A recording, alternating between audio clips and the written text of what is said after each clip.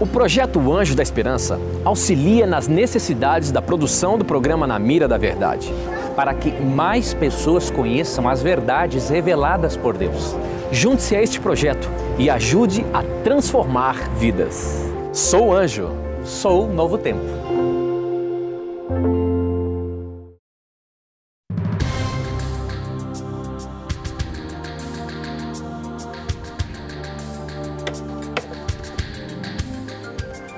Olá! Hoje eu começo levantando um questionamento.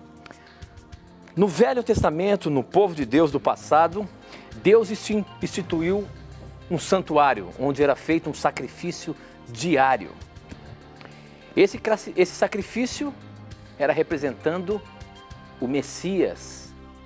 A morte do Cordeirinho representava a morte do Messias, do Filho de Deus que viria morrer pela humanidade. Os judeus, povo de Deus, quando Jesus esteve aqui, não o aceitaram como o Messias, como Salvador. Agora, por que o sacrifício não cessou? Ou melhor, cessou. Por que o sacrifício cessou se o próprio povo judeu não aceitou ele como Messias? Entendemos que o sacrifício cessou porque Jesus morreu, mas sabemos que eles não o aceitaram? Como entender, então, o porquê que esse sacrifício terrestre cessou? Será que a Bíblia nos dá alguma orientação? Será que a gente pode levantar algum questionamento? Até porque Daniel 9:27, no final, diz que durará 7 anos, mas quando passar metade desse tempo, ele acabará com o sacrifício de animais e as ofertas de cereais no templo. O grande terror será colocado no lugar mais alto do templo, e ali ficará até que aquele que fez isso seja destruído conforme Deus revelou. Daniel dá-nos a entender que o sacrifício um dia pararia, mas com a vinda do Messias. Por que o judeu não aceitou Jesus? E por que o sacrifício então parou? Esta e muitas outras questões você acompanha agora, pois está no ar, Na Mira da Verdade.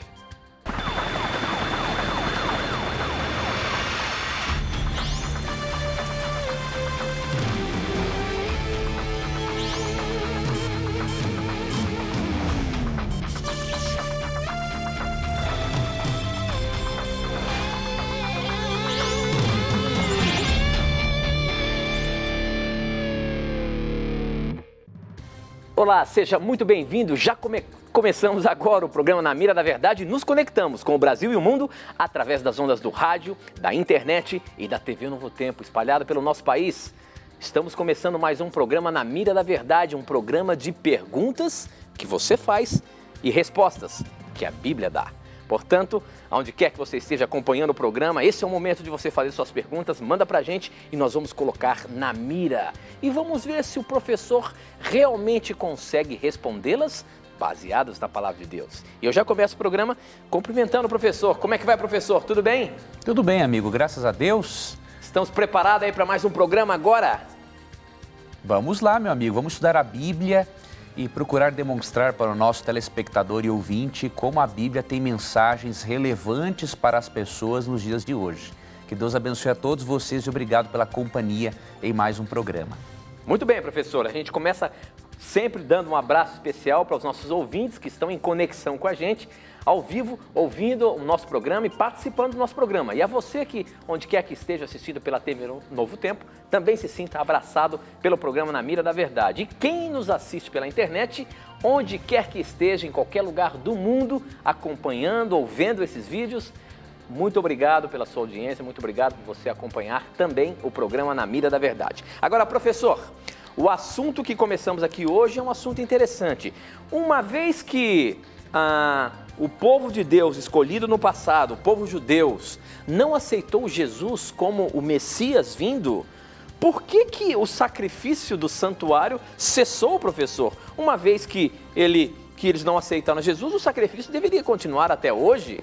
Por que cessou? Existe alguma explicação bíblica? Ou a Bíblia realmente mostra que o sacrifício teria que parar? Como é que é?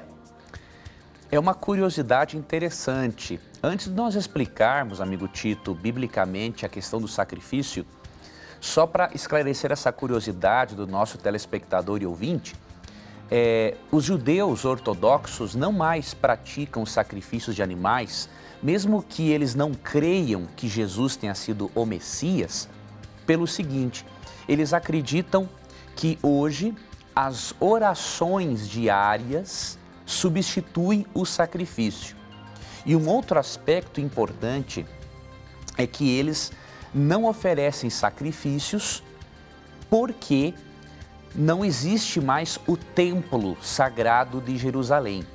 Então, com base num texto bíblico aqui, de Deuteronômio 12, eles não mais sacrificam animaizinhos, não é? Porque, vou ler aqui para você Deuteronômio 12, versículo 15, que diz assim: no entanto, vocês poderão abater os seus animais em qualquer das suas cidades e comer carne desejarem, como se fossem carne de gazela. Tanto quem estiver cerimonialmente impuro, quanto quem estiver puro poderá comê-la. E aí segue aqui umas orientações em relação a sacrifício. O que esse texto está dizendo para nós e o que é o costume judeu? De que se o templo não mais existe, então não há uma necessidade mais de praticar os sacrifícios. Deus orientava que as pessoas fizessem o sacrifício como um reconhecimento de que um substituto morreria por elas. E como Deus especificava o lugar, e hoje não existe mais o templo de Jerusalém, que foi destruído no ano 70 depois de Cristo pelo Império Romano, então, ao invés dos sacrifícios, que não podem ser feitos lá, eles praticam as orações diárias. Agora, muitos telespectadores e ouvintes podem estar se perguntando, mas por que Deus estabeleceu a prática de sacrifícios de animais? Qual é a necessidade disso? Existe alguma lógica nisso? Deus é o pedagogo por excelência. E por meio dos sacrifícios de animais, Deus ensinou verdades espirituais muito profundas para o povo de Israel. O povo de Israel fazia parte de uma cultura em que se sacrificavam seres humanos para divindades pagãs.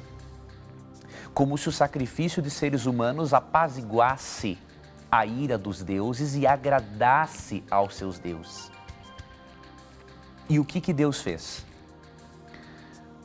Por meio do sacrifício de animais, Deus estava ensinando ao povo que ele não aceita sacrifícios humanos como faziam as divindades, entre aspas, pagãs. E como que Deus ensinaria também a este povo que para eles terem o perdão dos pecados deles, um substituto tinha que morrer por meio do sacrifício de animal. Então, por exemplo, lemos em Levítico 22, a partir do verso 17, o seguinte: disse o Senhor a Moisés: diga o seguinte a Arão e a seus filhos e a todos os israelitas: se algum de vocês, seja israelita, seja estrangeiro, residente em Israel, apresentar uma oferta como holocausto ao Senhor, quer para cumprir voto, quer como oferta voluntária, apresentará um macho sem defeito do rebanho, isto é, um boi, um carneiro ou um bode, a fim de que seja aceito em seu favor. Então, o animal, quando a pessoa viu o animalzinho morrer, ele poderia pensar o seguinte: nossa, que tolice eu cometi em transgredir a lei do Todo-Poderoso. Para eu ser perdoado, alguém teve que morrer no meu lugar. Então Deus já estava implantando neles o seguinte: 3 coisas principais: que Deus não aceita sacrifício humano, como faziam as divindades pagãs, de que um substituto teria que morrer para eles serem perdoados, e Deus sensibilizava o coração deles com o fato de que o pecado é grave e de que a pessoa necessitava de um arrependimento sincero para poder receber o perdão de Deus. Uma coisa muito curiosa é que em Levítico 22:20 diz como deveria ser esse animal. Não tragam nenhum animal defeituoso, porque não será aceito em favor de vocês. Este animal teria que ser perfeito. Por quê? Ele era um símbolo do perfeito Jesus Cristo, o Cordeiro de Deus que morreria no lugar do pecador.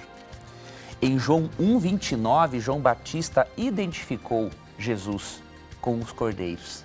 Em João 1:29, João Batista disse assim: vejam, é o Cordeiro de Deus que tira o pecado do mundo. Então, o animalzinho oferecido sem defeito representava Cristo, não manchado pelo pecado, que seria o substituto do pecador. Tanto que em 1 Coríntios 5, verso 7, o apóstolo Paulo chama Cristo de nosso Cordeiro Pascal, ou Cordeiro da Páscoa, aquele que realmente é o nosso substituto. Interessante é que, de acordo com a Bíblia, não há a necessidade de praticarmos mais sacrifício de animais, porque aquela parte cerimonial da lei de Deus, ela tinha o objetivo de apontar para Cristo como o Salvador da humanidade. Como Cristo veio e morreu na cruz por nós, sendo Ele o Cordeiro de Deus que tira o pecado do mundo, a função daquela lei cerimonial se cumpriu. Então, agora Cristo é o nosso substituto e nós expressamos a fé em Cristo por meio, obviamente, do nosso batismo nas águas, quando evidenciamos que cremos na morte e ressurreição do Salvador. E que realmente a função da lei cerimonial foi transferida para Jesus, encontramos em Hebreus 9, e aí finalizaremos essa resposta com esse texto. Em Hebreus 9, 11 e 12, a Bíblia diz o seguinte: ninguém, ou melhor, 11 e 12. Quando Cristo veio como sumo sacerdote dos benefícios agora presentes, ele adentrou o maior e mais perfeito tabernáculo, não feito pelo homem, isto é, não pertencente a esta criação. Não por meio de sangues de bodes e novilhos, mas pelo seu próprio sangue, ele adentrou no Santo dos Santos, de uma vez por todas, e obteve redenção. Ora, se o sangue de bodes e touros e as cinzas de uma novilha espalhadas sobre os que estão cerimonialmente impuros os santificam, de forma que se tornam exteriormente puros, quanto mais o sangue de Cristo, que pelo Espírito Eterno se ofereceu de forma imaculada a Deus, purificará a nossa consciência de atos que levam à morte, para que sirvamos ao Deus vivo. Ou seja, o autor de Hebreus mostra que o sacrifício de Cristo e o sacerdócio de Cristo e o santuário celestial são superiores ao sacrifício de animal e ao sacerdócio humano e ao santuário terrestre. Por isso, meu amigo, por uma questão de lógica bíblica e coerência, nossos irmãos judeus deveriam ou praticar ainda os sacrifícios animais ou aceitar a Cristo como o Messias e o Salvador. Obviamente que o nosso mais puro e sincero desejo é que eles, assim como judeus messiânicos, por exemplo, que os irmãos judeus ortodoxos também reconheçam que o Messias já veio e que hoje eles possam desfrutar de um íntimo relacionamento com Ele, um relacionamento transformador que faz a diferença na vida do indivíduo. E cristãos, não alimentemos a ideia de que Deus rejeitou aos judeus. Isso não é verdade. Deus não tem os judeus como seu único povo escolhido, porque hoje todo aquele que crê em Cristo faz parte do Israel espiritual, segundo Gálatas 6,16. Agora, dizer que Deus rejeitou os judeus, isso é um ensinamento falho que não pode ser baseado, por exemplo, em Romanos dos capítulos 9 até o capítulo 12. Que Deus guarde a você e lhe ajude a se aprofundar neste assunto, crendo que Cristo é o verdadeiro Messias. Muito bem, professor. Para você participar do programa, basta você mandar as suas perguntas para o nosso SMS, o número é 12 981510101. Você manda suas perguntas, eu recebo aqui na hora. Ou então você pode participar das nossas redes sociais. Pelo Facebook, Na Mira da Verdade, .nt, você manda suas perguntas, ela chega aqui na hora, estou acompanhando. Pelo Twitter, @Na Mira da Verdade. E ainda você tem a chance de entrar e fazer as suas perguntas pelo nosso blog. No nosso blog, você vai ver que o programa está no ar. Você colocando sua pergunta lá, instantaneamente ela pula aqui na minha tela. A sua pergunta poderá estar na mira. Portanto, participe, manda suas perguntas, aquelas bem capciosas. Vamos ver se o professor consegue respondê-la baseando-se na palavra de Deus, tá bom? A próxima pergunta chegou pelo Facebook. Quem mandou foi o Roberto Marques, professor. E a pergunta dele é a seguinte: se eu fizer um voto a Deus e depois perceber que não há como cumprir, Deus me perdoa? Como é que fica a questão dos votos? A gente sabe que a palavra de Deus tem vários exemplos aí de votos que foram feitos a Deus. Agora, nos dias de hoje, professor, muitas vezes a gente faz um pedido, a gente faz um voto para Deus, parece que Deus atende ao nosso pedido e depois a gente não consegue cumprir esse voto. Como é que fica isso, meu amigo? Pois olha, se acontecer isso, nós temos obviamente que pedir a Deus perdão e com certeza Ele dará o perdão. Veja bem, se Deus perdoa todos os tipos de pecados, o que diz 1 João 1,9?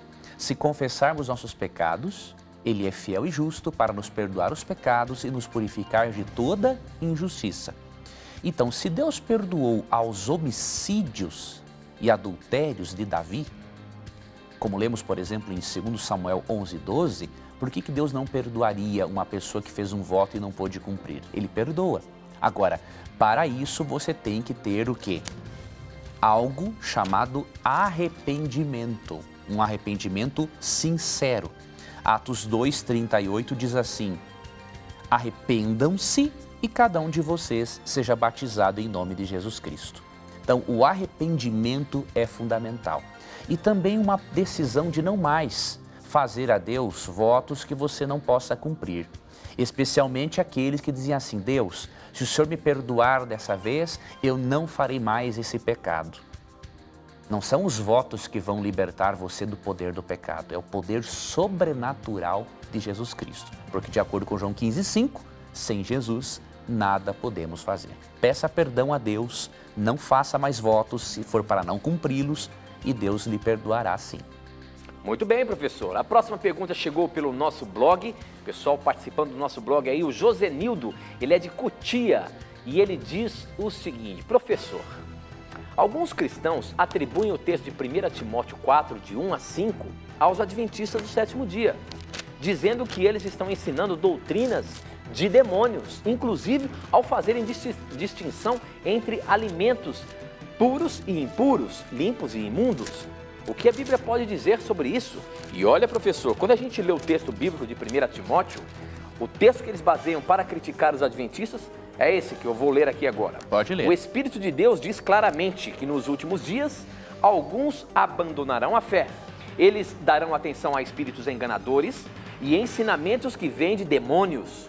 Esses ensinamentos são espelhados por pessoas hipócritas e mentirosas, pessoas cuja a consciência está morta, como se tivesse sido queimada com ferro em brasa. Essas pessoas ensinam que é errado casar, que é errado comer certos alimentos, mas Deus criou os seus alimentos para que aqueles que creem e conheçam a verdade os comam depois de terem feito uma oração de agradecimento. Tudo que Deus criou é bom e, portanto, nada deve ser rejeitado, que tudo seja recebido com uma oração de agradecimento. Então, nesse texto, acaba acusando os adventistas do sétimo dia de que ensinam doutrinas de demônios, porque os adventistas falam de alimentos puros e impuros, comer carne de porco ou não comer carne de porco, e o texto está dizendo que não precisa nada disso não. Simplesmente você orar pelo alimento, Deus abençoa, professor. Quer dizer que os adventistas estão ensinando alguma heresia aí, não é? Pois olha, infelizmente é o que muitas pessoas pensam devido à leitura superficial do texto bíblico. Por exemplo, o texto bíblico começa dizendo no verso 1 que os ensinamentos que esses heréticos proibiriam eram ensinos de demônios. Agora eu pergunto, Em Levítico 11, quem ensinou a distinguir entre alimento puro ou impuro foi Deus ou foram os demônios? Mas então, professor? Foi Deus. Então, se foi Deus quem criou a distinção entre alimentos puros e impuros, então é óbvio que a distinção de alimentos não está sendo tratada no texto. Por quê? Basta o leitor ler Levítico 11. Por exemplo, é Deus quem está falando. Quando começa o capítulo de Levítico 11, diz assim, ó, disse o Senhor a Moisés e a Arão, digam aos israelitas, de todos os animais que vivem na terra, estes são os que vocês poderão comer. E aí vai dizendo, e depois os que não podem comer. Então, o ensino bíblico de separar carnes puras e imundas não é um ensino de demônios, é um ensino do próprio Deus. E se irmãos de outras igrejas disserem que isso é um ensino de demônios, eles estão blasfemando, porque foi Deus quem deu esse ensinamento. Então, com esse esclarecimento, podemos ir a outros pontos. No verso 3, diz que esses heréticos proibiriam o casamento. Você já viu algum pastor adventista proibir casamento? Então veja, é um indivíduo muito mal intencionado ou, obviamente, ignorante em relação à interpretação bíblica para dizer que esse texto se aplica aos adventistas. Os adventistas exaltam a relação matrimonial, exaltam a família, têm o casamento como algo santo dado por Deus. Então só esse verso 3 já seria o suficiente para mostrar que o texto não se refere aos adventistas. Agora, no verso 4, quando diz que tudo que Deus criou é bom, e que deve ser recebido porque alguns proibiriam consumos de alimentos, aqui Paulo está se referindo a um costume, a seta, ou seja, o ascetismo ensinava que você deveria mortificar as obras do corpo, privá-lo de prazeres para elevar o espírito. Então, esses gnósticos, as setas aqui, eles proibiam o casamento porque o prazer sexual deveria ser tirado da vida do indivíduo, bem como o prazer de se alimentar. O indivíduo deveria privar-se do sexo e de bons alimentos para ele poder trazer sofrimento ao corpo e elevar o espírito. Paulo está combatendo esta heresia. Paulo não está aqui negando a distinção bíblica de alimentos puros e impuros, não é? E quando Paulo diz no verso 5 que o alimento é santificado pela oração, ele está se referindo, obviamente, aos alimentos que Deus liberou para consumo. Você não pode pegar um churrasquinho de cachorro ou de gato, ou um churrasquinho de cobra e colocar em cima da sua mesa e orar sobre aquilo achando que Deus vai purificar esse alimento. Deus não trabalha desse jeito, né? Então, leiamos, amigos, o texto no contexto para não criarmos heresias em torno do texto bíblico. Muito bem, professor. Hoje, em especial, no nosso programa, nós estamos usando algumas perguntas do SMS que passou alguma semana atrás aí, para a gente colocar excelentes perguntas que chegaram aqui para a gente. Como, por exemplo, essa aqui que eu quero colocar na mira agora. Professor Leandro Quadros. Aceito que devemos guardar os mandamentos, inclusive o sábado, e assisto o programa de outros, e assisto ao programa e outros da Novo Tempo. E estou gostando e gostaria de me batizar. Mas a doutrina da Trindade não me agrada, pois gostaria de ser batizado em nome de Jesus. A Trindade vem da Igreja Católica. É doutrina onde que tem a Trindade, ou melhor, onde que tem na Bíblia a doutrina da Trindade. Então nós temos aqui, professor, uma dúvida com relação à Trindade. Ela já reconheceu que a lei de Deus, ela tem validade até hoje, nos dias de hoje, inclusive a guarda do sábado, que está inserida na lei de Deus, mas ela não entendeu muito bem a questão da Trindade. A Trindade realmente foi apresentada pela Igreja Católica? E mesmo que tenha algum problema, como é que é? A Trindade está na Bíblia ou não, professor? Afinal de contas, está ou não está? Realmente, o conceito de Trindade está na Bíblia. Não há a nomenclatura Trindade, não é? Porque o nome foi criado ali um pouco depois do século II por Tertuliano. Agora, o fato de não existir, querido telespectador ou telespectadora, o nome na Bíblia não significa que o conceito não está. Vou lhe dar um exemplo.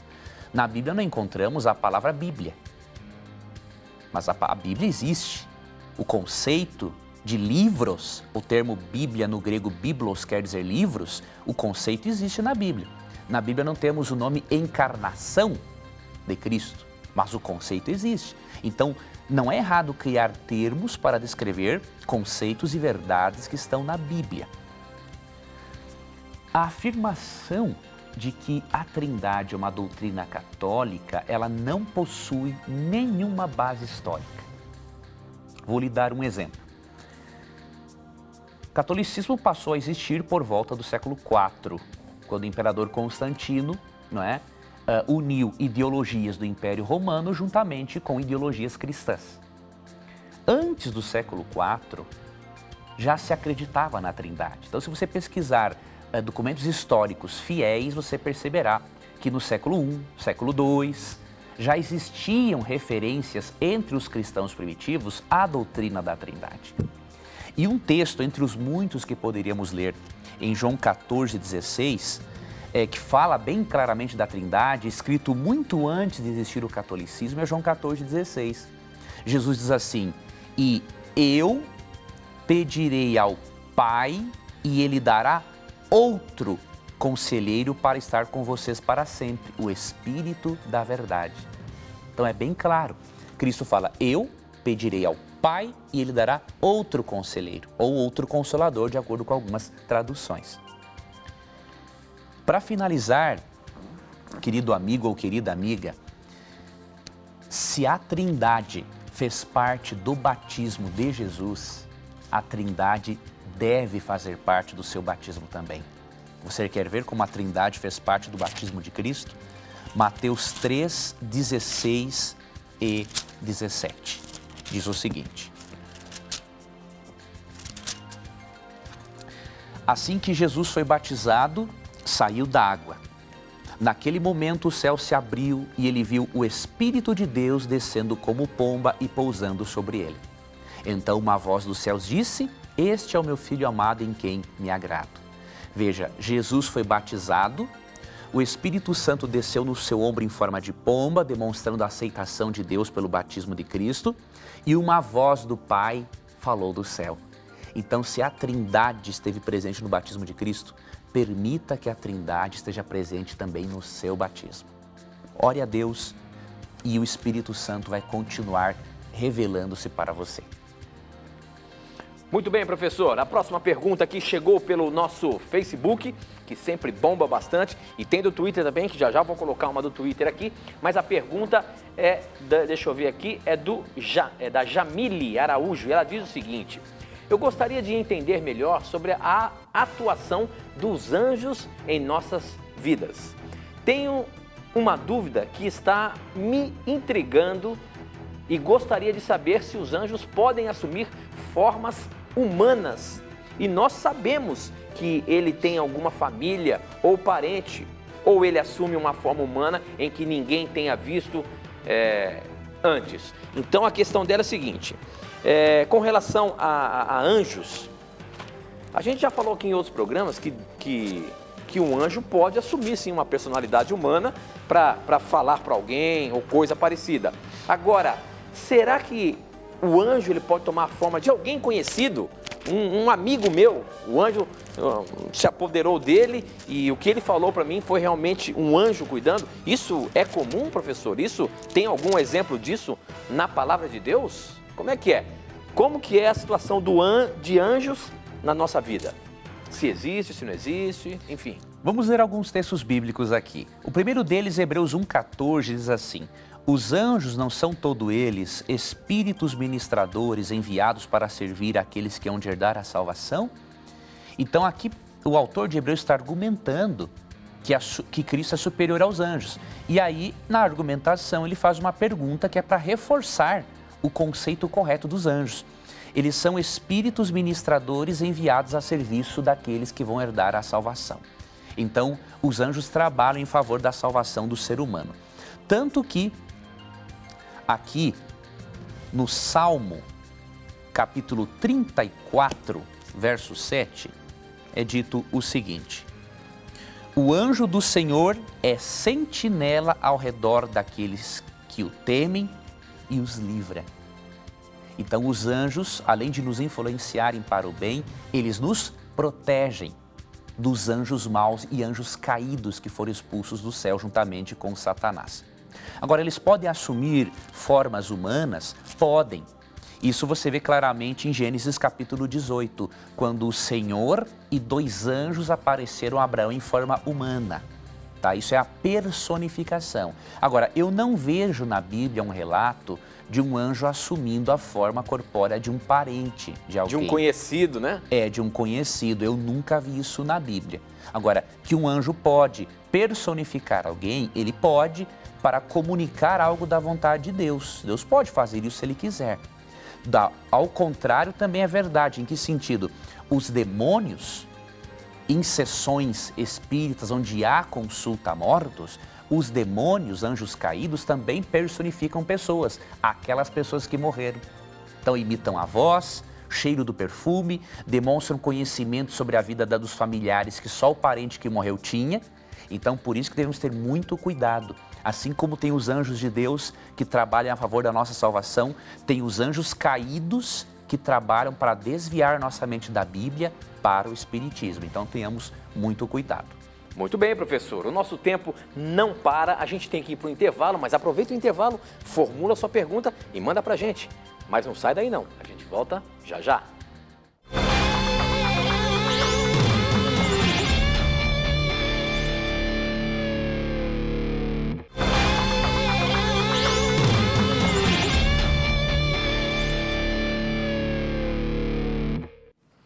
Já estamos de volta, esse é o programa Na Mira da Verdade, um programa em que você faz as suas perguntas e nós respondemos aqui baseados na Palavra de Deus. Onde quer que você esteja, talvez você esteja assistindo-nos através da TV Novo Tempo, espalhada por alguma cidade aí do nosso país. Obrigado pelo carinho da sua audiência. Se você está zapeando aí seu televisor e caiu aqui na TV Novo Tempo, este é o Canal da Esperança, um programa que você participa aqui através das suas perguntas bíblicas, na mira da verdade. Coloque a sua pergunta, ela vai estar na mira e o professor tem que responder baseado na palavra de Deus. Portanto, não tenha preconceitos. Qualquer dúvida sobre a palavra de Deus, qualquer dúvida teológica, sobre religião, baseado na Bíblia, se você tem e quer saber, escreva pra gente. Para você participar do programa, você pode mandar por SMS. Simples. O número é 12 981 51 0101. Você manda sua pergunta, a gente recebe aqui na hora. Ou então, através das redes sociais, pelo Facebook, namiradaverdade.nt, pelo Twitter, @namiradaverdade. E eu queria convidar você para conhecer o nosso blog, novotempo.com/namiradaverdade. No nosso blog, quando o programa está ao vivo, você também pode fazer as suas perguntas. E ela pula aqui na tela para mim. Então, você pode entrar lá, novotempo.com/namiradaverdade. Além de você ter uma fonte de estudo no nosso blog com vários e vários temas que nós apresentamos aqui no programa semanalmente, inclusive os vídeos dos programas todos. Se você quer ver algum vídeo, você pode entrar lá na seção de vídeos e você vai ver todos os programas na Mira da Verdade. Tem assuntos sobre apologia fantásticos que eu tenho certeza que você vai aprender muito e conhecer cada vez mais o nosso programa, tá bom? Mas você pode fazer suas perguntas também pelo nosso blog, tá?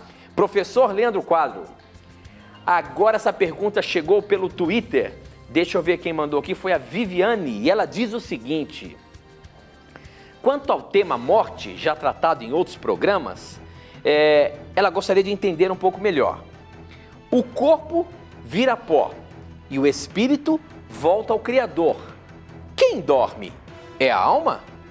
Como é que é isso, professor? Se a gente fala aqui que o estado da morte é um sono profundo, e se a Bíblia fala que o ser humano é composto de espírito, é composto de corpo, alma e espírito, como é que fica essa questão aí?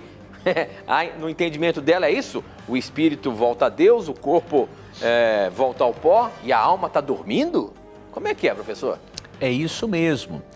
Esse texto que a irmã citou, que o corpo volta à terra como era e o espírito volta a Deus, é aquele texto de Eclesiastes 12, verso 7. O termo espírito possui vários significados na Bíblia e o que ele não possui é de que o espírito é uma entidade consciente que sobrevive fora da matéria. Esse é um conceito grego que é estranho às Escrituras. Então, o espírito que volta para Deus é o fôlego de vida, o princípio ativo que Deus soprou nas narinas do homem no princípio. Este fôlego de vida, este princípio vital volta para o Criador. Não é algo consciente que sobrevive fora do corpo, mas é um princípio ativo, vital. O corpo volta à terra e a alma dorme. Por quê? O conceito bíblico de alma, mesmo que alma também tenha vários significados na Bíblia, o conceito bíblico de alma é que alma é a pessoa viva. Então eu vou ler um texto para você, que é Gênesis 2, verso 7, que diz assim: Então o Senhor Deus formou o homem do pó da terra e soprou em suas narinas o fôlego de vida, que é o espírito, e o homem passou a ser uma alma vivente. Então, o conceito de alma na Bíblia é o quê? União do corpo, mas com o princípio ativo de Deus dentro de nós, que é o espírito. Quando a pessoa morre, o fôlego de vida, o espírito, volta para Deus, o corpo volta para a terra e a alma, que era alma vivente, dorme. Então você chegou à conclusão correta. Continue aprofundando-se nesse assunto conosco, minha querida irmã, porque Deus tem muitas coisas legais para continuar ensinando a você. Muito bem, professor. A próxima pergunta, ela está aqui pelo SMS.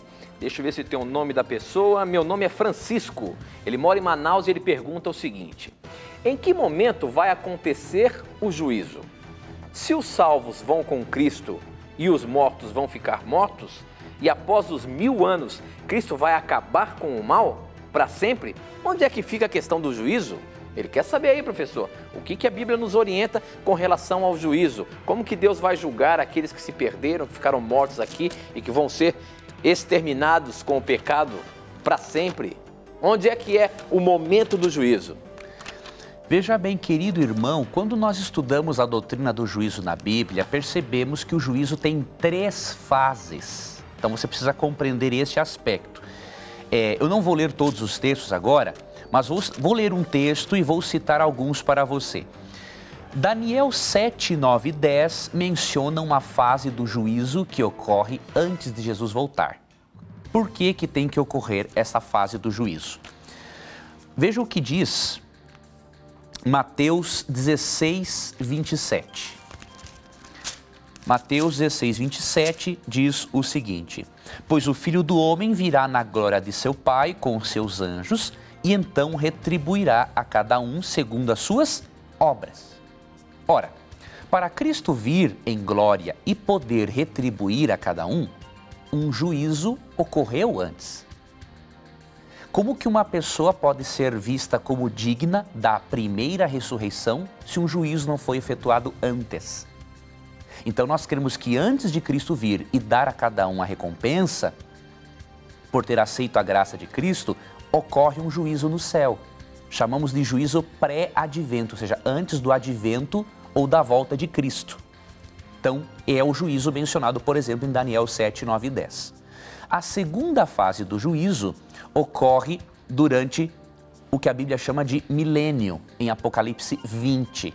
Neste momento, os justos estão no céu, os maus estão mortos na terra, e de acordo com 1 Coríntios 6, 2 e 3, nós que estaremos no céu, pela graça de Deus, vamos avaliar a forma como Deus julgou essas pessoas. Depois dos 1000 anos, esses maus são ressuscitados e aí ocorre a terceira fase do juízo, que é a execução da sentença. Agora veja como Deus é sábio. Primeiro, no juízo pré-advento, ele presta contas ao universo para que eles entendam como Deus lida com o pecado dos pecadores. Durante o milênio, Deus presta conta para nós. E só após esse prestar de contas, para que nenhuma criatura tenha dúvidas da forma como Deus lida com o pecado dos pecadores, ocorre a terceira fase, que é a execução do juízo, que é o castigo no lago de fogo e depois o aniquilamento final dos ímpios, de acordo com Malaquias 4, 1 a 3. Então entenda a doutrina do juízo como um todo. O juízo só divide-se em 3 fases diferentes. Tendo isso em mente, e pedindo o nosso estudo bíblico gratuito, você vai conseguir, na lição que fala sobre o juízo, compreender mais profundamente esta questão. Muito bem, professor. Eu estou vendo aqui uma pergunta que chegou por SMS. Tem tantas perguntas muito boas aqui. Agradeço a participação de todos e realmente esse programa acontece por suas perguntas. Eu queria mandar um abraço todo especial a você que participa do programa, aos nossos irmãos da Igreja Presbiteriana. Um abraço muito carinhoso aqui do programa Na Mira da Verdade, aos nossos irmãos batistas, aos nossos irmãos da Assembleia de Deus, aos nossos irmãos da Quadrangular, da Renascer, aos nossos metodistas que participam muito do nosso programa. Sintam-se abraçados, é muito bom ter a presença e a audiência de vocês aqui e fazendo o programa acontecer. Todos nós temos dúvidas bíblicas, todos nós temos alguma coisa, quando a gente começa a ler, não entende muito bem. E aqui no programa Na Mira da Verdade, você tem a chance de colocar e ver a opinião do que a Bíblia está dizendo. Então, se você tem alguma coisa que você até mesmo não concorda aqui com o programa e você quer uma explicação mais detalhada da Bíblia, traga pra gente, manda pra gente. A sua pergunta pode ser muito importante para que milhões de pessoas possam aprender sobre o assunto que estamos falando. Manda pra gente e a sua pergunta vai estar na mira da verdade, tá bom? Deixa eu ver aqui, ó. Até saiu a pergunta aqui do ponto. Deixa eu ver se tá aqui. É isso aqui. Não, não é essa aqui não. Eu vou ter que botar outra pergunta, porque vai chegando perguntas aqui e a gente vai perdendo. Mas a pergunta aqui chegou pelo Facebook.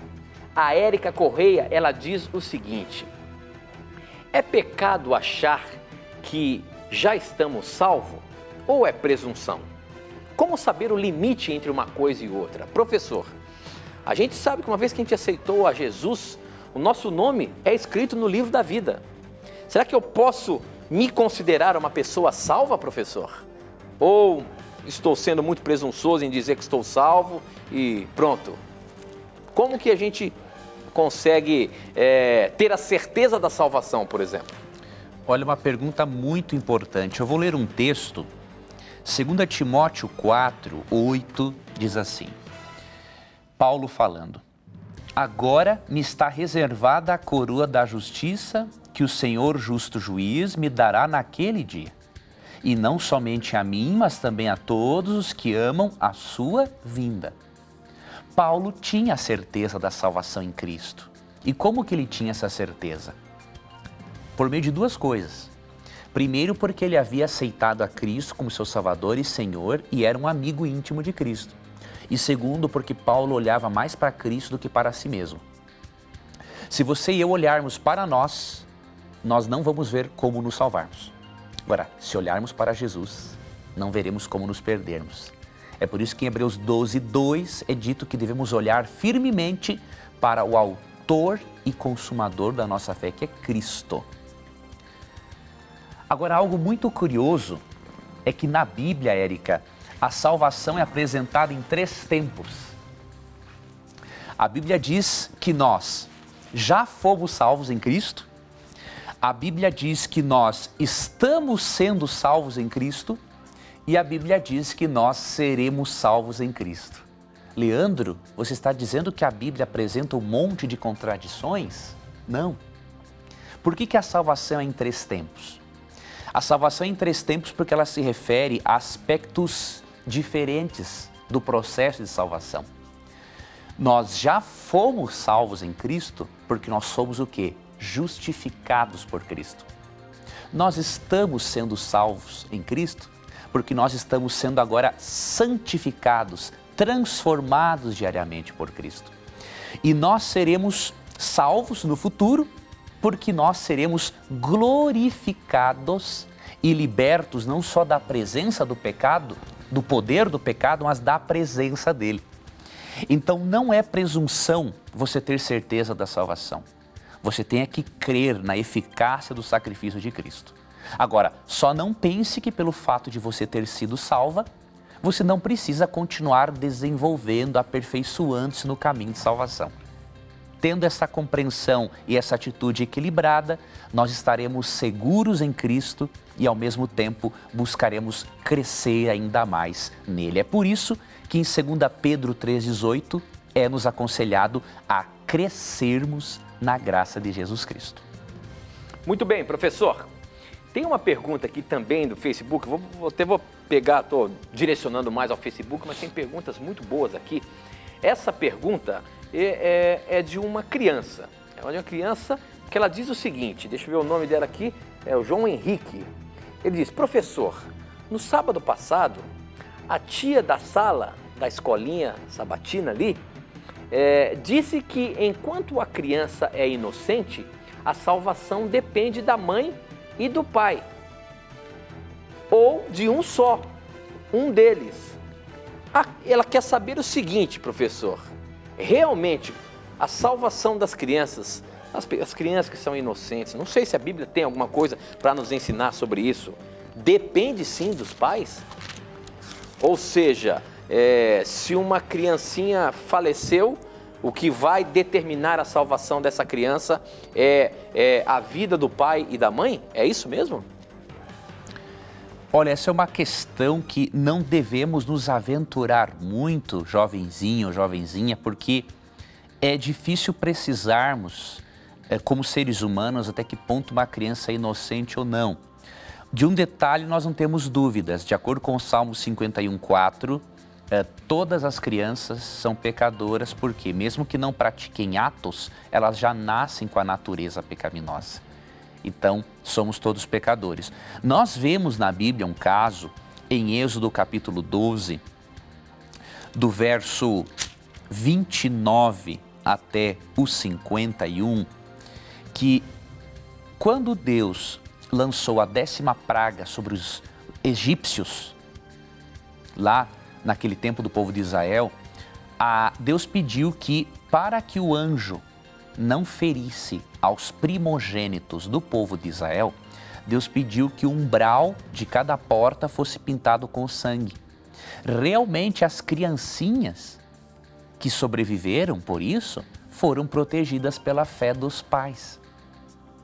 Então nós temos essa indicação bíblica sim, de que a fé de pais piedosos protegerá tais criancinhas que serão salvas pela graça de Jesus Cristo. Agora, precisarmos qual idade isso será, não é uma coisa simples.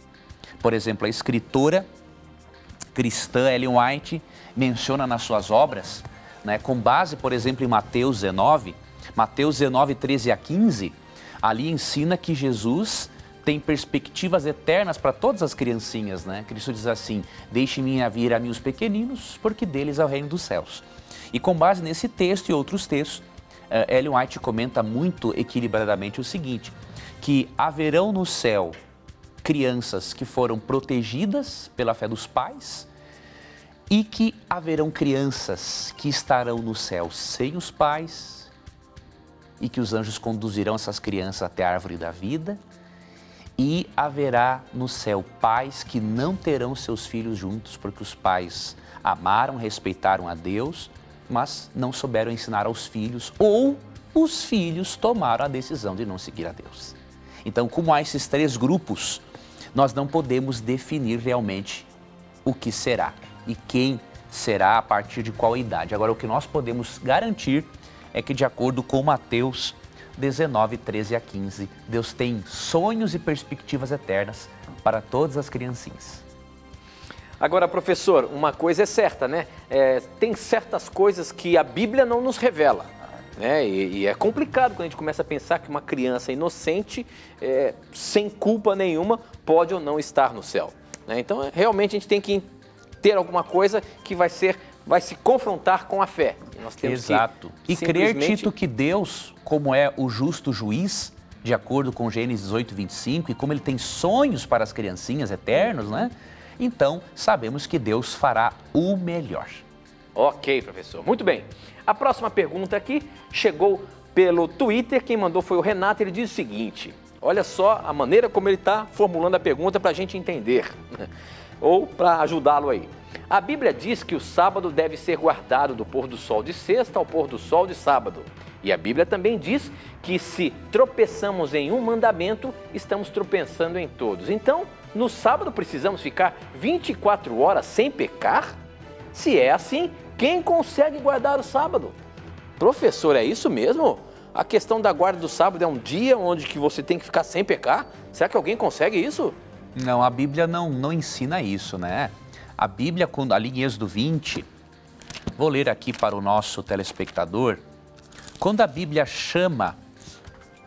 convida-nos para observar o sábado como um memorial do Deus Criador, a Bíblia diz assim: lembra-te do dia de sábado para santificá-lo. Trabalharás 6 dias e nele farás todos os seus trabalhos, mas o 7º dia é o sábado dedicado ao Senhor teu Deus. Ou seja, o sábado é um dia para dedicarmos ele exclusivamente a Deus. Agora, a Bíblia, no mandamento, não tem nada que insinue assim, olha, no sábado você não pode pecar mais. Nós não deveríamos pecar em nenhum dia da semana. Mas como temos uma natureza pecaminosa, nós vamos pecar em todos os dias da semana. O que nós devemos fazer é nos alimentarmos da palavra de Deus para que Ele continue transformando o nosso coração e para que pequemos cada vez menos. Agora, o mandamento do sábado não tem o propósito de ensinar que Deus vai tirar a nossa natureza pecaminosa antes da glorificação. É apenas quando Cristo voltar e transformar nosso corpo e nossa mente, segundo 1 Coríntios 15, 51 a 55, é neste momento que nós seremos libertos também da presença do pecado. Ok, professor. Muito bem. Agora por SMS, quem mandou a pergunta aqui, deixa eu ver se tem o nome. Meu nome é Mazin, sou de Jacundá, ou Jacunda, acho que é Jacundá, estado do Pará. E ele diz o seguinte: fiquei 10 anos em outra igreja, agora sou adventista e quero aprender cada vez mais. A minha pergunta é a seguinte: Mateus 24:14 ensina que será pregado o evangelho a toda a criatura e teremos teremos a ajuda de outras igrejas para isso. Mas como que isso vai acontecer se muitas igrejas não pregam nem o Velho Testamento?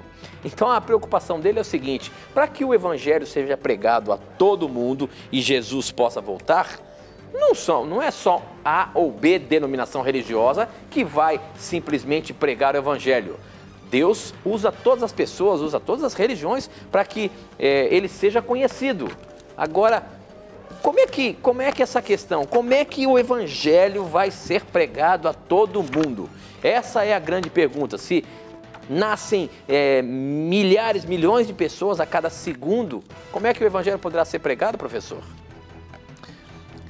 Realmente, enquanto eu vou falando, você já vai cavucando aí, né? Já, meu amigo, enquanto tu vai perguntando, eu queria achar uma citação aqui num livro, que o livro é intitulado Questões sobre Doutrina. E aí nós vamos ler aqui, vou ver aqui o capítulo. Toda pessoa que quer compreender realmente o adventismo deve ler este livro. A pessoa que escreve... Qual que é o livro, professor? Este livro aqui, eu vou indicar até para o nosso telespectador e ouvinte. O livro é Questões sobre Doutrina. Este livro apresenta as doutrinas distintivas adventistas, Tito, de uma forma bíblica e protestante. E esse material pode ser adquirido com a editora Casa Publicadora Brasileira, como o nosso telespectador poderá ver os contatos aí. Um escritor que escreve sobre o adventismo sem ler este livro, ele está mais por fora do que arco de barril, não é? Ele precisa ler essa obra para ele não fazer besteiras como muitos aí têm feito em falar sobre o adventismo. E eu peguei esse livro só para mencionar que realmente os adventistas creem, não é, na evangelização mundial. Mesmo que nós creiamos que somos um povo que Deus chamou com uma missão especial de restaurar os mandamentos de Deus, nós cremos que Deus usa outras instituições cristãs que exaltam o nome de Cristo para a pregação do Evangelho. Então aqui a partir da página 425 é dito o seguinte: reconhecemos como parte do plano divino para a evangelização do mundo todas as corporações que exaltam a Cristo ante os homens.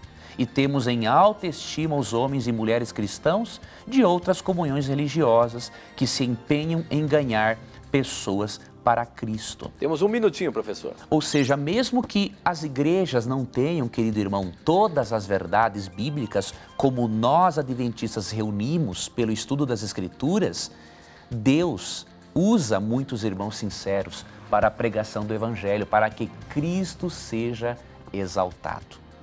Então é por isso que nós devemos continuar levando todas as nossas verdades da Bíblia a todas as pessoas e não nos esquecendo de uma outra coisa. Existe um ministério pessoal do Espírito Santo, onde você e eu e outros irmãos não chegarmos com a palavra, o Espírito Santo chegará aos corações. Pois de acordo com João 16, 8 e 9, ele convence as pessoas do pecado, da justiça e do juízo.